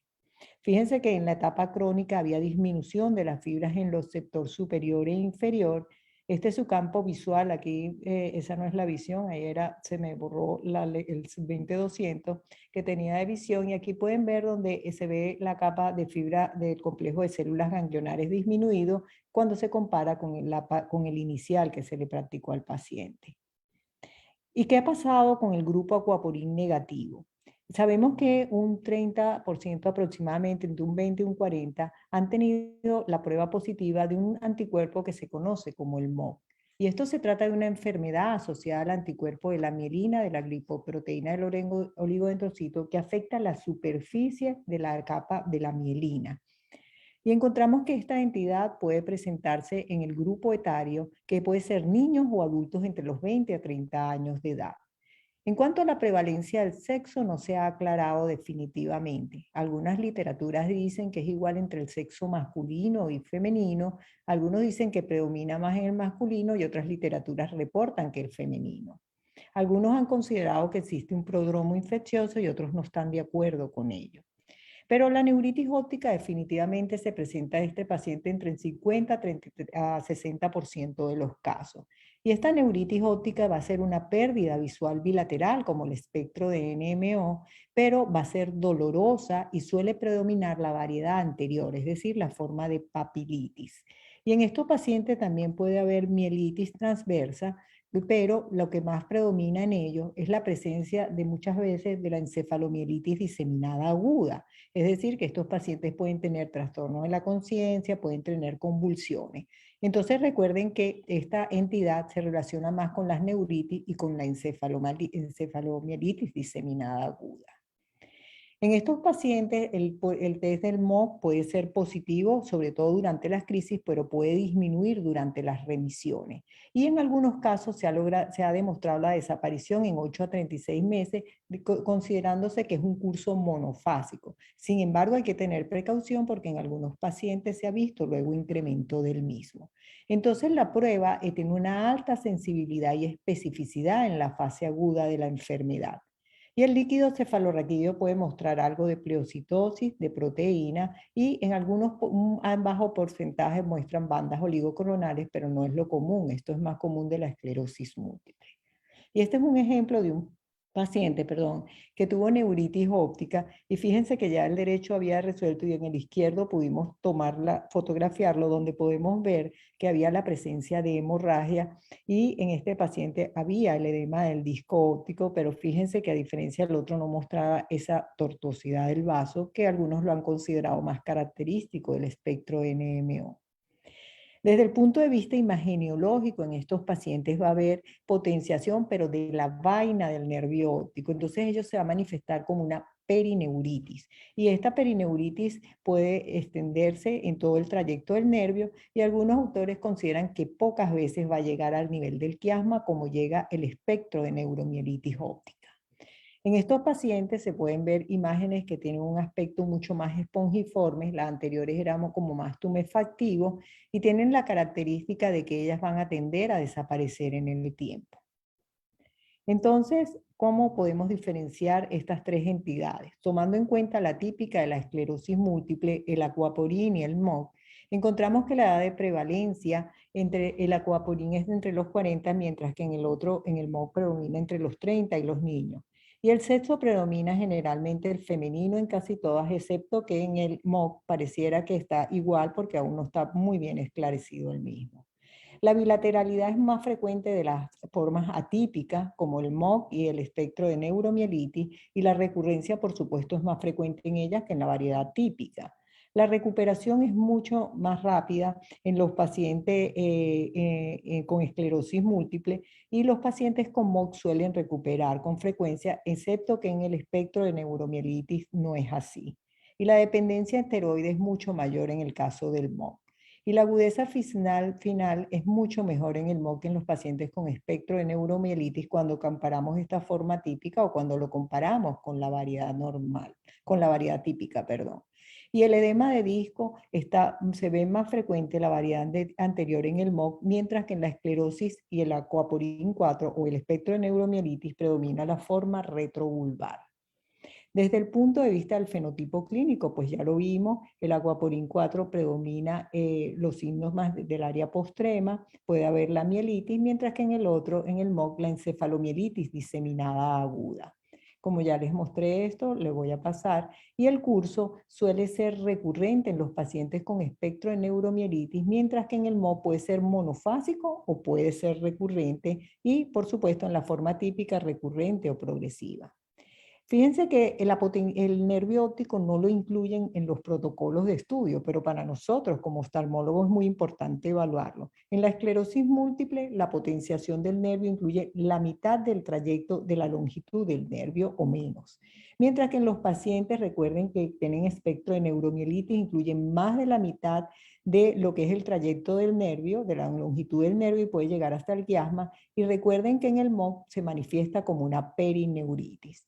Finalmente, les muestro la parte de lo que es la resonancia cerebral, pero por cuestiones de tiempo voy a seguir, pero pueden ver las diferentes imágenes que podemos encontrar, unas más tumefactivas como el espectro de neuromielitis y las otras mucho de aspectos más espongiformes en los pacientes quienes tienen el MOC. Y las lesiones medulares son mucho más cortas en esclerosis, la del espectro de neuromielitis son más largas, y recuerden que más de 3 segmentos y tienen más predilección por el área torácica, mientras que cuando están presentes en los pacientes con MOC, prefieres más hacia el área lumbar. y la presencia de bandas oligoclonales es más de la esclerosis múltiple. El tratamiento finalmente, tomando en cuenta las atípicas, que es el punto que me tocaba tratar, va a ser la metilprednisolona, 1 gramo al día por 3 a 5 días, y generalmente como estos pacientes tienen un gran compromiso visual, a veces hay que seguir con la prednisona oral. Y si el paciente no responde, puede utilizarse la inmunoglobulina o la plasmaféresis. Nuevamente les doy las gracias por haberme permitido participar el día de hoy. Yo los quiero invitar a publicar en Neuroftalmology, donde me encuentro a su disposición. Y gracias nuevamente a la Sociedad Mexicana, a la doctora Tamara, a la Sociedad Neuroftalmológica, por permitirme participar con ustedes y compartir con el doctor Andrés Castaño. Un gusto. Muchas gracias, doctora Karam.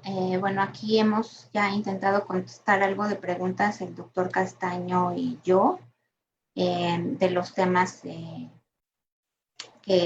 los cuales hay inquietudes. Sin embargo, me gustaría que, bueno, a ver si la doctora Jessica tiene alguna pregunta o algún comentario. Claro que sí, doctora. Primero que nada, muchísimas gracias por su participación de los tres. Doctor Castaño, excelente su ponencia, muy didáctica, creo que ya vio en los comentarios, a todo el mundo le gustó mucho, lo hace bastante sencillo, la parte de la fisiopatología nos ayudó a entenderlo mucho. Muchas gracias por estar contestando las preguntas, creo que eso nos ayudó mucho ahorita, ya estamos viendo que muchas de las preguntas nos ayudó ya a resolverlas. Doctora Karam, también muchísimas gracias por su participación. Ahorita vamos a ver si alguien tiene preguntas para usted. Y doctora Tamara, no sé si quiera que contestemos, o si quiere retomar alguna de las preguntas que estaban aquí o Sí, bueno, empezando un poco en orden. En orden de neuropatía óptica isquémica hay inquietudes, por ejemplo, de en qué casos utilizar antiagregantes plaquetarios, específicamente aspirina. No sé si el doctor Castaño quiera comentar algo al respecto. Con la aspirina, sí. Bueno, antes que todo, de verdad que me disculpo por haberme extendido en el tiempo, me muero de la vergüenza, pues, pero como les decía ahorita, no sonó mi alarma, entonces es esa falsa tranquilidad, como cuando uno está dormido y cree que todo está tranquilo y mentiras que ya va a llegar tarde al trabajo. Volviendo a la pregunta de la aspirina, realmente no se ha demostrado que el uso de la aspirina prevenga el compromiso del ojo contralateral. Entonces, y sobre todo si pensamos en la fisiopatología, recordemos que el compromiso es más hemodinámico que trombótico, y eso lo vemos en los estudios de patología. Sin embargo, hay unos estudios que son pequeños que dicen podría disminuir el riesgo en los 2 primeros años, pero ese beneficio se pierde a los 5 años. Conclusión, posiblemente no sea tan útil. Usualmente estos pacientes van a terminar utilizando aspirina por sus comorbilidades, porque tienen enfermedad coronaria, porque han tenido un infarto cerebral, porque tienen otras condiciones que hacen que tengan que utilizarla. Pero específicamente por la aspirina no es muy clara la recomendación específicamente para proteger el ojo contralateral.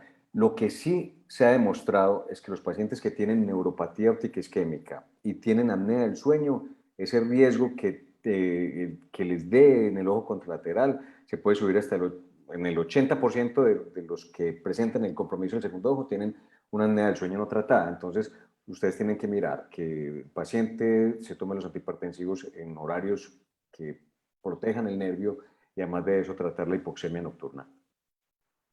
Bueno, muy bien, muchas gracias. Aquí hay otras preguntas varias de tu experiencia en el uso de complementos vitamínicos para neuropatía óptica isquémica. ¿Son útiles o no?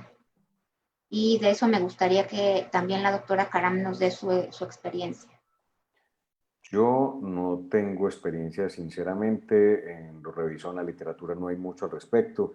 Sin embargo, digamos, el tratamiento es un poco frustrante en esto y el uso de suplementos, que ya vi por aquí a la doctora Ariadna, que tiene bastante experiencia en esto, me hizo algunas recomendaciones que creo que son cosas que se pueden utilizar, pues finalmente hay que ofrecerle algo al paciente. Lo que yo pido rutinariamente en los pacientes que tienen patologías neuroftalmológicas son niveles de vitamina B12 y ácido fólico. ¿Por qué situación? Los pacientes que tienen niveles bajos de VO, ácido fólico, tienen peores recuperaciones que los pacientes que tienen niveles normales. Entonces, si sumamos esto a lo que, por ejemplo, en las desmielinizantes y todo esto, y neuromielitis asociado a lo de déficit de vitamina D, son situaciones que podemos corregir fácilmente. Claro. Doctora Karam. No, pues ya lo que dijo Andrés, ¿no? Ya no creo que exista tampoco otra, decir, como otra opción donde uno lo pudiese colocar, ¿no? Porque básicamente, y menos en la parte aguda, evidentemente que no. Estoy hablando de neuritis óptica, evidentemente. Bueno, muy bien. Creo que de neuropatía óptica isquémica ya se resolvieron las demás dudas en el chat. Pasando a neuritis óptica, había un doctor que pregunta, neuritis óptica por leucemia, eso es realmente una neuropatía óptica infiltrativa y bueno, requiere tratamiento oncológico. Preguntan el tratamiento de la neuritis óptica postvacunal, post-COVID. Yo he tenido experiencia en tratar varios casos, realmente los trato igual que si fuera una neuritis óptica desmielinizante y realmente les ha ido bastante bien, muy, muy bien. No sé, la doctora Karam si ha visto casos y cómo los ha tratado. Igual, yo lo trato igual que una neuritis óptica desmielinizante. Le coloco su metiprenisolona y le coloco su esteroide oral si es necesario. Perfecto. Pero no hay no tengo otra, o sea, sobre todo si hay un gran compromiso visual, por supuesto. Doctor Castaño, ¿alguna otra experiencia en la neuritis óptica postvacunal? En términos generales, la neuritis óptica por vacunas en general tiene muy buena respuesta a los esteroides, por regla, inclusive con las vacunas de influenza y todo esto. La experiencia ahorita con el COVID es igual, o sea, es una respuesta que es satisfactoria, igual que las otras manifestaciones que hay con respecto a neuritis craneales, por ejemplo, compromiso de tercer nervio, de sexto nervio. Entonces, creo que esto ha sido un aprendizaje en el último año y estamos viendo cosas nuevas cada día. Sí, efectivamente, igual he visto casos de neuritis por COVID y bueno, igualmente se tratan con esteroide intravenoso y tienen buenos resultados, aunque realmente las manifestaciones neurooftalmológicas de COVID darían para hablar una sesión entera y cuando el daño que predomina es isquémico, arterial venoso, pues es otro escenario completamente diferente. Aquí alguien preguntaba en todas las neuritis ópticas, ¿qué estudios se piden antes de indicar pulsos de metilprednisolona? Yo al menos pido estudios de laboratorio generales, BDRL y BPD negativos antes de poner esteroide intravenoso. Yo no sé si alguien, a ver, doctor Castaño, ¿tú qué experiencia tienes? ¿Me repites, por favor?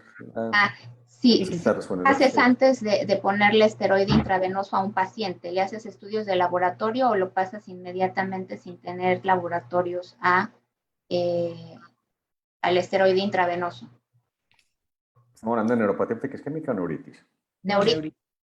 En neuritis, a ver, hay una situación importante con esto y es, como mencionó la doctora Karan, ver el realce de nervio óptico, si es anterior, si es cercano al quiasma, si es longitudinal, si es perineuritis, es supremamente importante porque te da pistas de la etiología. El uso de esteroides antes de la resonancia puede negativizar muchos de los hallazgos que para uno son útiles. ¿Qué sería ideal? Ideal sería uno poder hacer la resonancia antes de los esteroides.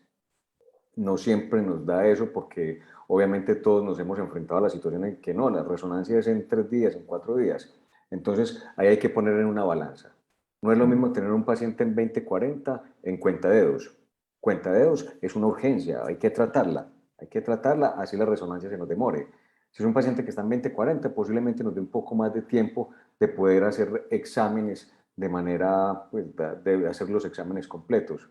Pero, por ejemplo, un paciente con una neuromielitis óptica, les pongo un ejemplo, un paciente que ya tuvo una pérdida visual de un ojo por NMO confirmada y llega y tiene una pérdida visual en el ojo contralateral, yo ya no tengo que esperar un resultado de una antiecoprina y todo eso, yo ya sé que tiene una una neuromielitis óptica confirmada. De hecho, pensaría más, no solo en los esteroides, pensaría incluso en la plasmaféresis como una medida temprana.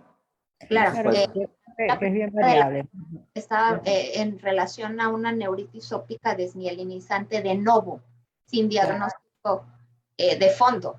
Ese es el dilema. Si ya sabes que tiene neuromielitis óptica y está teniendo otro brote de neuritis óptica, claro que tomas esa decisión, pero un paciente con una neuritis óptica desmielinizante que te llega de nuevo, ¿qué haces? ¿Le haces laboratorios o no?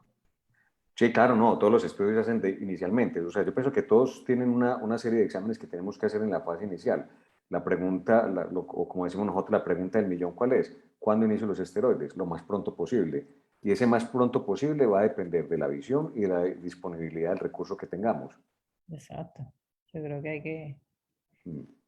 Claro, bueno, aquí para la doctora Karam me están preguntando, pues más que tratamientos de investigación, realmente cuál es el tratamiento de neuromielitis óptica, del espectro de neuromielitis óptica.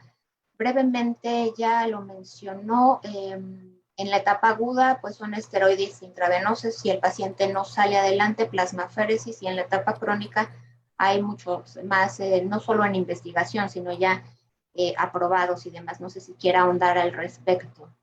Bueno, se han utilizado muchos tratamientos. Por ejemplo, está los iniciales que uno siempre se han considerado que es lo que, pues evidentemente que si la ciatropina, micofenolato, rituximab, pero ya hoy en día contamos con el eculizumab, el satralizumab, inelizumab, y se están investigando algunos otros como el aquarumab, los nombres son más difíciles, pero en general ya tenemos. El problema de la parte del mantenimiento, por decirlo así, es que tienes disponible en el lugar donde estás, porque los costos son altos de los medicamentos. Entonces el problema a veces es la disponibilidad, ¿no? Entonces depende de lo que tenga disponible en su país para el paciente. Pero básicamente muchos pacientes terminan recibiendo aciatropina y rituximab por el costo o por la disponibilidad. Pero hoy en día evidentemente que contamos con todos estos que les conté, que les mencioné, que han tenido buenos resultados, se están estudiando también muchos de ellos, pero el problema es los costos tan elevados. Y bueno, aquí pregunta la doctora Arce, el tratamiento para neuritis óptica secundaria a herpes. Bueno, pues puede hacerse con aciclovir. En realidad, los casos que hemos visto de herpes en el instituto los manejamos en conjunto con infectología. La verdad es el tratamiento prolongado. Muchas veces ellos les dejan tratamientos como profilácticos por meses, a dosis un poco bajas, o sea, de arranque sí una dosis alta de aciclovir, y realmente es un tratamiento conjunto que creo que rebasa la competencia del oftalmólogo y del neurooftalmólogo en esos casos. Vale la pena siempre manejarlos conjuntamente. Y ¿qué más? Por ahí había otra pregunta de fisiopatogenia, pero bueno, se aclaró en la plática de neuropatía óptica isquémica. ¿Cuánto tiempo después de la vacunación se presenta la neuritis óptica postvacunal por COVID? Yo no sé qué experiencia tengan ustedes, los casos que han visto. Bueno, fíjate, postvacunal, post-COVID, yo el único que he visto, o sea, no es que he visto, ha sido más una interconsulta, porque no he tenido por COVID todavía no. De hecho, la última publicación que salió, si no me equivoco, Current Opinion Ophthalmology, dice que todavía no para ese momento, que es bien reciente ese artículo, no tenían reportado por COVID. Y el único que yo he visto recientemente fue por AstraZeneca, y tenía semana y media aproximadamente de haberse colocado la vacuna. Es lo más reciente que he visto, o sea, que yo he tenido como experiencia. Sí, y tú, doctor, ¿tienes más o menos cuánto tiempo después de la vacunación has visto casos? Hay una fase aguda que es muy relacionada con la parte inflamatoria inicial, que es donde aparecen muchas de las manifestaciones inmunes de neuritis y todo eso. Hay respuestas más tardías que pueden ir hasta los 3 meses incluso. Entre más tiempo pasa, más se le va perdiendo uno la relación entre la vacunación y el síntoma. Y entre más cercano, obviamente, pues puede uno establecer la causa-efecto. Claro.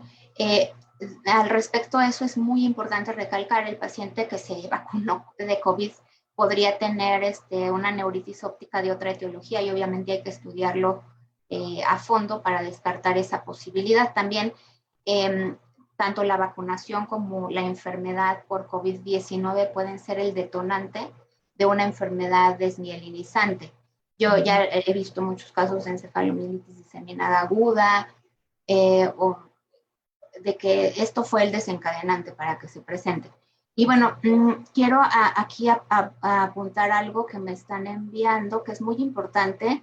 En pacientes con espectro de neuromielitis óptica, el tiempo de envío a un hospital neurológico, un servicio de neurooftalmología o un hospital en donde se pueda realizar plasmaféresis es oro, es muy importante. O sea, si ustedes tienen oportunidad de enviar a un paciente que no respondió a esteroides en las primeras semanas, es súper importante, porque ya si lo mandan meses después, obviamente no se va a hacer nada por el rescate visual. No sé, allá en Colombia, ¿cuánto tiempo consideran después de un evento de neuritis óptica en el espectro NMO que no respondió a esteroides para aplicar plasmaféresis o inmunoglobulina? Inmunoglobulina sería una condición, digamos, no muy disponible y muy costosa además. Usualmente la utilizamos más en niños. La plasmaféresis tratamos de hacerla temprano. O sea, como mencionabas ahorita, o sea, si el diagnóstico ya está claro de neuromielitis, uno lo que busca es, si el paciente tiene un compromiso medular o de nervio óptico, hacer la plasmaféresis lo más temprana posible. Se ha visto que los mejores pronósticos es cuando usted logra remover la respuesta inmunológica de una manera rápida y eficaz, como es con la plasmaféresis. De hecho, hay estudios en los que la plasmaféresis se hace concomitantemente con el uso de esteroides en la fase aguda, que es una cosa que es útil. La plasmaféresis, ¿cómo es? Sí, sí, lo que tú Sí, que dices. la plasmaféresis se hace usualmente interdiario, serían más o menos 3 ciclos por semana, son más o menos 50 centímetros por kilo, y en ese periodo interdiario se pueden poner los esteroides, y eso mejoraría mucho el pronóstico del paciente. De hecho, hay protocolos como en Brasil, están usando inmediatamente como tú dices, simultáneamente el uso del esteroides con plasmaféresis de entrada, pero cuando ya tienes un diagnóstico corroborado de un espectro de neuromielitis, por supuesto, ¿no? Y por supuesto, pero hay unos que de entrada lo han hecho sin esperar cuál ha sido el resultado con el esteroide. Pero es que eso depende mucho de la disponibilidad del ambiente donde estás, o sea, el ambiente donde te encuentras, ¿no? Donde uno se encuentra. Claro, bueno, pues ya estamos casi llegando al tiempo límite. Entonces, en conclusión, las ideas para llevar a casa de la plática del doctor Castaño, que tuvo que pasar con mucha premura. Aquí las tienen: en neuropatía óptica isquémica, la tipo no arterítica es la más frecuente, es la que vemos mucho más seguido, y bueno, pues aquí están los tips que él nos recomienda para nuestra práctica. Y en cuanto a mi presentación, en México tenemos muchas neuritis ópticas atípicas. Hay que considerar un montón de factores, no nada más etiología desmielinizante, sino etiología infecciosa u otras etiologías inmunológicas. Aún nos siguen llegando pacientes que realmente tienen una neuropatía óptica isquémica con diagnóstico de neuritis óptica, pero bueno, ya el doctor enfatizó pues las características del diagnóstico diferencial. Y finalmente, de la doctora Karam, sus perlas son estas: cómo distinguir entre una neuritis óptica típica y el espectro de neuromielitis óptica. En el espectro de neuromielitis óptica ya se vio que es generalmente bilateral, el daño es muy severo desde un inicio, es muy recurrente, no hay mucha recuperación visual. y al final del seguimiento la agudeza visual va a ser pobre. 1/3 de los pacientes van a tener edema papilar con forma de presentación y predomina retrovulvar. Entonces, hay muchas características, no solamente de exploración o de interrogatorio de pérdida visual, sino también sistémicas que ayudan al diagnóstico de una neuritis óptica desmielinizante por el espectro antimielitis óptica y el anti-MOG. Y bueno, aquí les puse algunas características de imagen en las cuales ya no vamos a ahondar demasiado. Entonces, bueno, pues les agradecemos mucho su atención. Creo que, a ver, aquí en el chat si hay algo. Bueno, pues felicitaciones y agradecimientos. Y yo nuevamente quiero agradecer la buena disposición de los doctores Castaño y Caram para estar en esta presentación que nos deja mucha enseñanza. Y bueno, nuevamente gracias a la doctora Valencia por bueno, este foro. No sé si Muchas alguien gracias. tenga Muchas más. gracias, doctora. Sí, excelente, gracias por la última mesa redonda. Creo que también nos aclararon muchas dudas a todos. Me gustaría nada más como hacerles una última pregunta porque creo que quedó un poquito, me gustaría que quede como muy claro el tema obligado que es el COVID. Ya nos dijeron unas características muy importantes que tenemos que ver, el post vacuna también es muy importante. Solamente me gustaría saber si ustedes en su experiencia, que yo sé que seguramente todos apenas estamos empezando a conocer este COVID, si hay alguna secuela característica del COVID, si ustedes han visto alguna diferencia que nos llame la atención, que nos guiemos más hacia que fue por el COVID a que fue por alguna otra, como ya lo estamos mencionando, que está obviamente predispuesto el paciente a que sea por cualquier otra cosa. ¿Tienen algún caso en donde digan si se quedó alguna secuela específica? El problema es bien difícil porque básicamente cuando tú ves el COVID es como revisar toda la patología neurooftalmológica y las manifestaciones clínicas, básicamente, si desde el punto de vista aferente o eferente, es como revisar y las secuelas son evidentemente consecuencias de ellas. Muchas veces uno se pregunta, ¿es el COVID que lo ocasionó o el paciente tenía el factor predisponente? Entonces, lo único factor característico que puedo decirte que he leído diferente de las neuritis ópticas en los pacientes post-COVID, que está publicado en Journal Neuroftalmology, es que las neuritis ópticas en los pacientes post-COVID tienen una característica particular cuando se presenta en la forma de papilitis que da la tortuosidad vascular y que las hemorragias llegan a extenderse incluso hacia el área periférica del disco. O sea, no solo se quedan en el disco, sino que se han visto reportes donde se ven las hemorragias hacia el área más periférica, ¿no? Eso desde el punto de vista de la parte cuando se presenta como la forma de la papilitis. Pero definitivamente decir que si no tienes la historia clínica o el antecedente o la corroboración es muy difícil. Incluso es difícil saber, yo vi en estos días un paciente que le dio COVID, lo vacunaron un periodo antes de las en la segunda semana y tú hizo síntomas y tú dices, ¿fue el COVID, fue la vacuna o fue el COVID? No, o sea, es difícil poder hacer un diagnóstico diferencial exactamente cuál es. Lo sabremos creo que más a lo mejor a futuro. Tiempo al tiempo. Bueno, yo pues sí, coincido completamente con la doctora Emily. Los casos que he visto, bueno, son casos incluso mixtos en donde este aspecto de una oclusión venosa, porque hay hemorragias peripapilares importantes, es una constante.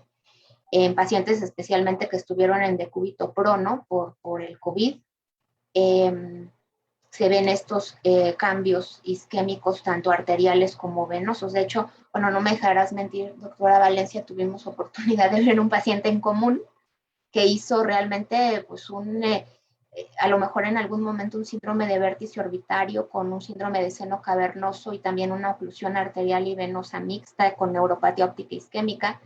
Y bueno, recuperó movilidad ocular, pero no visión. Entonces, el paciente puede tener mecanismos de daño muy diferentes, muy diversos, o sea, no solamente inflamatorios, sino también isquémico, en fin, entonces es muy complejo el daño que puede ocasionar el virus y también, como mencionaba la doctora, atribuir 100% al virus. O sea, son pacientes que probablemente ya tenían comorbilidades que exacerbaron el cuadro o mientras estuvieron hospitalizados tuvieron polifarmacia que empeoró las condiciones.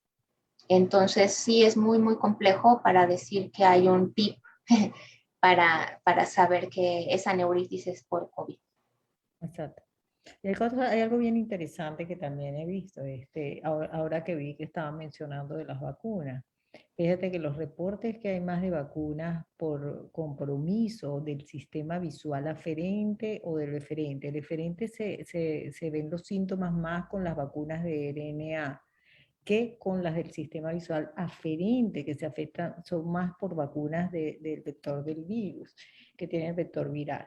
Entonces, curioso, porque ahí leí que alguien escribió que vio una neuritis óptica post-Pfizer, que es RNA. O sea, muy interesante que lo publicara, porque realmente las que hay son por el vector viral. Entonces, es bien curioso porque cuando yo hice una revisión bibliográfica al respecto, y las que hay, más por, como te digo, lo que yo conseguí en mi particular revisión es que las que son por sistema eferente son más por RNA que por las otras. Entonces yo creo bueno, vamos a ver cuáles son los resultados ahora que se vayan viendo ahora más los efectos colaterales, pero es bien interesante saber cuáles serían los mecanismos, ¿no? Así es, doctora. Entonces creo que nos queda mucho por estudiarle todavía a este COVID. ¿Verdad, doctor? Sí. Bueno, pues muchísimas gracias a todos. Creo que ya no hay alguna otra pregunta. El chat está lleno de felicitaciones. Creo que a todos todo el auditorio les gustó mucho su plática. Les agradecemos mucho que nos hayan acompañado en esta sesión del curso de la asociación. Sí,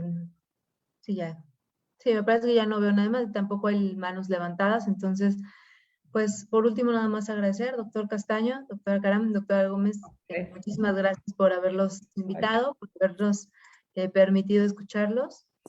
Espero que nos podamos volver a ver en alguna otra sesión, si es que en algún momento tenemos algún congreso también. Muchas gracias a todos los que se conectaron el día de... Sí, doctor. A todos los que se conectaron el día de hoy. Para todos los que están preguntando, estas pláticas se están viendo ahorita en vivo en la página de la sociedad, en la página de Facebook, también en la página de la Asociación Mexicana de Oftalmología Neurológica, y se quedan tanto en la página de la sociedad como en la página de la asociación. Entonces, para que si quieren volver a revisarlas, para algunos tips que quieran retomar, muchísimas gracias. Muchas gracias entonces a los ponentes. Vamos a continuar el día lunes. Igual a las 8 de la noche vamos a tener una sesión muy interesante de movilidad ocular con el doctor Pedro González. Espero que nos puedan acompañar. Y pues nada más. Muchísimas gracias. Buenas noches a todos. Espero no haber tomado mucho tiempo. Gracias. Muchas gracias. Hasta luego. Gracias por la invitación.